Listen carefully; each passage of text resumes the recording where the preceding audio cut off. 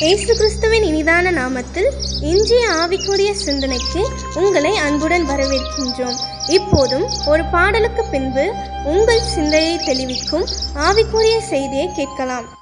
நடத்தி வந்த பாதைகளை நினைக்கும் போதெல்லாம் கண்ணீரோடு நன்றி சொல்லி துதிக்கிறேனையா. நடத்தி வந்த பாதைகளை நினைக்கும் போதெல்லாம் கண்ணீரோடு நன்றி சொல்லி துதிக்கிறேனையா. உங்க அன்பு பெரியது, உங்க இரக்கம் பெரியது, உங்க கிருபை பெரியது, உங்க தயவு பெரியது. உங்க அன்பு பெரியது, உங்க இரக்கம் பெரியது, உங்க கிருபை பெரியது, உங்க தயவு பெரியது. அநாதி சிநேகத்தால் என்னை நேசித்தீரையா, காருண்யத்தினால் என்னை எடுத்துக் கொண்டீரே. ஆண்டவர் இரட்சகருமாக இயேசுவின் இனிதான நாமத்தினால் மீண்டும் உங்களை வாழ்த்துகிறேன். கர்த்தர் நல்லவர், அவர் கிருபை என்றுமுள்ளதாக இருக்கிறபடினால் ஆண்டவருக்கு நன்றி செலுத்தி இந்த நாள் நம்முடைய ஆவிக்குரிய சிந்தனைக்காக நியாயாதிபதியின் புஸ்தகம் 6ஆம் அதிகாரம் 14-15 வசனங்களை நான் வாசிக்கிறேன். அப்பொழுது கர்த்தர் கிதியோனை நோக்கி பார்த்து, உனக்கு இருக்கிற இந்த பலத்தோடு போ, நீ இஸ்ரவேலை மீதியானின் கைகளுக்கு நீங்களாக்கி ரட்சிப்பாய், உன்னை அனுப்புகிறவர் நான் அல்லவா என்றார். அதற்கு அவன், என் ஆண்டவனே, நான் இஸ்ரவேலை எதினால் ரட்சிப்பேன்? இதோ மனோசையில் என் குடும்பம் மிகவும் எளியது, என் தகப்பனார் வீட்டில் நான் எல்லோரிலும் சிறியவன் என்றான். கிதியோன் என்கிற ஒரு வாலிபன கர்த்தருடைய தேவன் தூதனானவர் சந்திக்கிறாரு. அப்ப மீதியானர் இஸ்ரவேல் ஜனங்களை அடிமைப்படுத்தி வச்சிருந்தாங்க. பயந்து கோதுமையை அந்த களத்துல போராடிச்சுட்டு இருக்கும் போது அந்த தூதன் வந்து பார்த்து, பராக்கிரமசாலி உன்னோடு கூட இருக்கிறாரே, கர்த்தர் உன்னை நடத்துவார்லாம் சொல்லும் போது யோசிக்கிற, ஆண்டவர் எங்க கூட இருந்தா ஏன் இதெல்லாம் நடக்குது? அநேகர் நமக்கு அந்த கேள்வி வரும். கர்த்தர் நம்ம கூட, நம்ம குடும்பத்துல, நம்ம நடுவுல வாசம் பண்ணு அவர் இருந்தா, ஆண்டவர் கூட இருக்கிறாரு, அவன் கூட தான் இருக்கிறார், கூட இருப்பேன்லாம் சொல்றாரு. எல்லாரும் சொன்னாலும் நாம் படுற பாடு எனக்கு தானே தெரியும். ஏன் எங்க வீட்டுல இப்படி நடந்துச்சு, ஏன் வாழ்க்கையில இது நடந்துச்சு, எனக்கு இப்படி ஆயிருக்க கூடாத, ஆண்டவர் சொல்லித்தானே நான் செய்தேன், ஆண்டவர் நடத்தி தானே இதை நான் செய்தேன். பல கேள்விகள் இருக்கும். அநேக நேரம் ஆண்டவர் கூட இருந்தா ஏன் இப்படி சம்பவிக்குன்னு நினைக்கிறீங்களா? சில காரியங்களை கர்த்தர் அனுமதிப்பார்.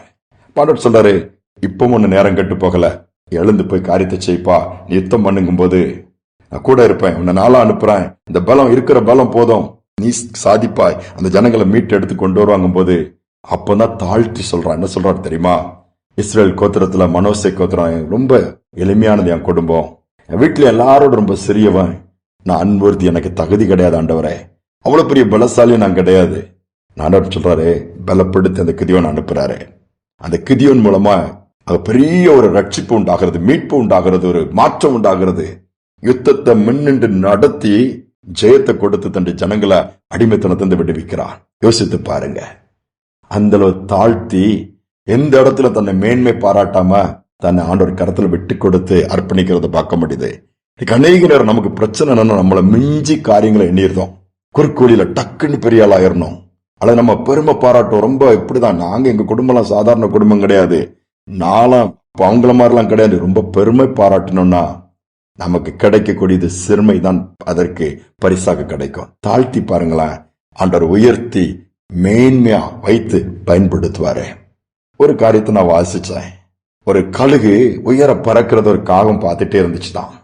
இந்த காகத்துக்கு ஒரு ஆசை என்னன்னா, நம்ம குறிப்பிட்ட அளவுக்கு மேல உயரமா பறக்க முடியல, நம்ம இப்படியே ஊருக்குள்ளயும் தெருக்களுக்குள்ளயும் இப்படியே அங்கங்க கிடைக்கிறத அப்படிதான் மேய்ஞ்சிட்டு இருக்கிறோம், கழுக போல நம்மளும் ஒரு நாள் உயர பறந்து பார்க்கணும்னு ஒரு ஆசை வந்துருச்சுதான்.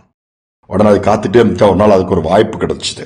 ஒரு பெரிய கழுகு அப்படி கொஞ்சம் உயர்வு கம்மியா பறந்துட்டு இருக்கும் போது இது வேகமா பறந்து அந்த சிறகுகளுக்கு மேல போய் அந்த பறக்கிற கழுகு மேல உட்கார்ந்துருச்சுதான். உட்கார்ந்து அதுக்கு ஒரே சந்தோஷம், உட்கார்ந்து மேல அழகா நல்ல காலை இறுக பிடிச்சிட்டு உட்கார்ந்துருச்சுது. கழுகு அது தட்டி பாக்குது, இது நான் எப்படி விடுவேன்னு சொல்லி உறுதியா பிடிச்சிடுச்சு. பிடிச்ச எதுக்கு ஆசைன்னா, காகம் நான் கழுக மாதிரி உயரமா போகணும்னு சொல்லிட்டேன். நடந்தது என்ன, இந்த கழுகு என்ன பண்ணு தெரியல, அது அந்த காகம் மேல இருந்ததை பார்த்துட்டு இதுக்கு ஒரு பாடத்தை கற்றுக் கொடுக்கணும்னு சொல்லி நல்லா உயரம் பறக்க ஆரம்பிச்சுட்டு, கழுகு நல்ல உயரத்துக்கு போகும். உயர போக போக போக போக இந்த காக்காவுக்கு மூச்சு திணற மாதிரி ஒன்னும் பண்ண முடியல, அது குறிப்பிட்ட லெவலுக்கு மேல தாண்டி போக முடியாது. ஆண்டோட படைப்பு அப்படி. பரவ என்னாச்சு, தானே அதோட பிடி அப்படியே தளர்ந்துச்சு, பொத்துன்னு மேல இருந்து செத்து கீழே விழுந்துருச்சு. காகத்தை கர்த்தர் எப்படி எந்த அளவு இதை வச்சிருக்காரு அதுதான். கழுகை எப்படி எந்த விதத்துல உயரமா பறக்கணும் அந்த மாதிரி ஏற்படுத்தி வச்சிருக்கிறாரு. அதே போல நம்முடைய வாழ்க்கையின் காரியங்கள், நம்முடைய திட்டங்கள், நம்முடைய எதிர்காலம், நம்முடைய குடும்பத்தின் காரியத்துக்கு ஒரு அளவு வச்சிருக்கிறார், தேவன் நிர்ணயித்து வச்சிருக்காரு. இப்படிதான் இந்த உலகத்துல இப்படிதான் வாழணும், இதுதான் அதுல திருப்தி பற்று வாழ்ந்துட்டு போனோம்னா ஆண்டோட நாம மகிமைப்படும், நமக்குள்ளே ஒரு பெரிய சமாதானம் இருக்கும், நாம ஆண்டோர் பயன்படுத்துகிற பாத்திரமா இருப்போம். இன்னைக்கு நமக்கு மிஞ்சி காரியங்களை சிந்திக்கிறோமா, ஆசைப்படுறோமா? அது அவஸ்தையில தான் முடியும், மன அழுத்தத்தில் தான் முடியும், தேவையில்லாத பிரச்சனைகளை கொண்டு வரும்.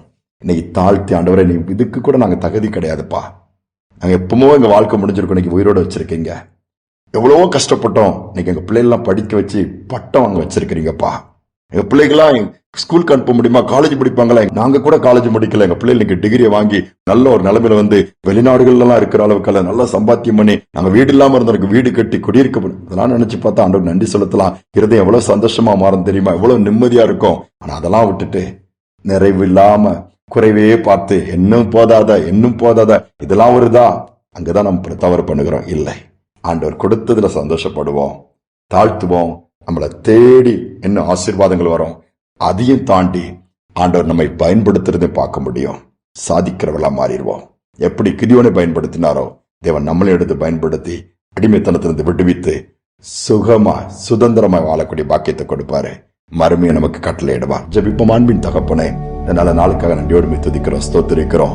அநேக நேரம் நாங்கள் மிஞ்சி சிந்திக்க ஆரம்பிச்சிருந்தோம்ப்பா, இல்லாததை நினைச்சு கவலைப்பட ஆரம்பிச்சிருந்தோம், இருக்கிறத விட்டுருதோம் அல்லது இருக்கிறத மறந்துருதோம், நடத்தி வந்த பாதை, கடந்து வந்த பாதையை நாங்க நினைக்காமல் போயிருந்தோம்ப்பா. அப்படி அல்ல, சிறுமியா இருந்தோம், எளிமையாக இருந்தோம், ஒன்று இல்லாம இருந்த காலம் உண்டு, புறக்கணிக்கப்பட்ட காலங்கள் உண்டு, மற்றவங்களை அற்பமா எண்ணப்பட்ட காலங்கள் உண்டு, நாட்கள் உண்டு, கண்ணீரோடு ரோடுகளிலும் வீதிகளிலும் தெருக்களிலும் அழுது கொண்டு சென்ற காலம் உண்டப்பா, நிந்தனையில கடந்து போன காலங்கள் உண்டு. ஆனா அதிலே எங்களை அப்படியே வாழ்க்கையை முடித்து விடாதபடி இல்ல, அந்த பாதையெல்லாம் மாற்றி இன்னைக்கு வாழ்ந்திருக்க வச்சிருக்கிறீங்க. இன்னைக்கு நீங்க கூட இருக்கிறீங்கப்பா, கிருபையில நான் எப்பமோ நிர்மூலமாக இருப்போம். எவ்வளவு விபத்துகள்ல தப்பு வச்சுங்கப்பா, எவ்வளவு நேரம் நாங்களே வாழ்க்கை முடிச்சுக்கலாம். இல்ல உனக்கு நீ அப்படிலாம் செய்யக்கூடாது, நீ வாழணும்னு சொல்லி எங்களுக்கு வழியை திறந்து கொடுத்து நீங்க வாழ வச்சிருக்கிறீங்க. நீ கேட்டுக்கொண்டிருக்க பிள்ளைகள் சோர்ந்து போன எனக்கு தைரியம் கொடுங்க, தங்கள் கையில இருக்கிறத பார்க்கட்டும், கொடுக்கப்பட்ட ஆசீர்வாதத்தை பார்க்கட்டும், நடத்தி வந்த பாதைகளை பார்க்கட்டும். நமக்கு நன்றி சொல்லட்டும் அப்பா, இந்த கிருபை கொடுப்பீராக. செய்வதற்காய் ஸ்தோத்திரம், நாமம் மகிமைப்படுவதற்காய் ஸ்தோத்திரம். மனதார ஒவ்வொருவரும் வாழ்ந்திருக்கும்படியா வாழ்த்துகிறேன், ஜெபிக்கிறேன். துதிகணமை ஏற்றுக்கொள்ளும் இயேசுவின் நாமத்தில் பிதாவே, ஆமேன் ஆமேன். சோர்ந்து பக வேண்டாம், எவ்வளவு அழகாண்டவர் நடத்தி இருக்கிறாரே. இருக்கிறது போதுங்கிற ஒரு அப்படிப்பட்ட ஒரு மன நிறைவை நாம் பெற்றுக்கொள்ளுமானால் எந்தவித காரியத்திலும் சோர்ந்து போக மாட்டோம், சந்தோஷமாகவே இருப்போம். இந்த கிருபையை ஒவ்வொருவருக்கும் கொடுப்பாராக. இந்த சிந்தனையோடு இந்த நாளை தொடருவோம். மீண்டுமாய் நாளை தினம் சந்திப்போம். கடந்து வந்த பாதைகளை திரும்பி பார்க்கிறேன், கண்ணீரோடு கர்த்தாவே நன்றி சொல்கிறேன், நன்றி சொல்கிறேன், நன்றி சொல்கிறேன். கடந்து வந்த பாதைகளை திரும்பி பார்க்கிறேன், கண்ணீரோடு கர்த்தாவே நன்றி சொல்கிறேன், நன்றி சொல்கிறேன், நான் நன்றி சொல்கிறேன். அப்பா உமக்கு நன்றி, ராஜா உமக்கு நன்றி, அப்பா உமக்கு நன்றி, ராஜா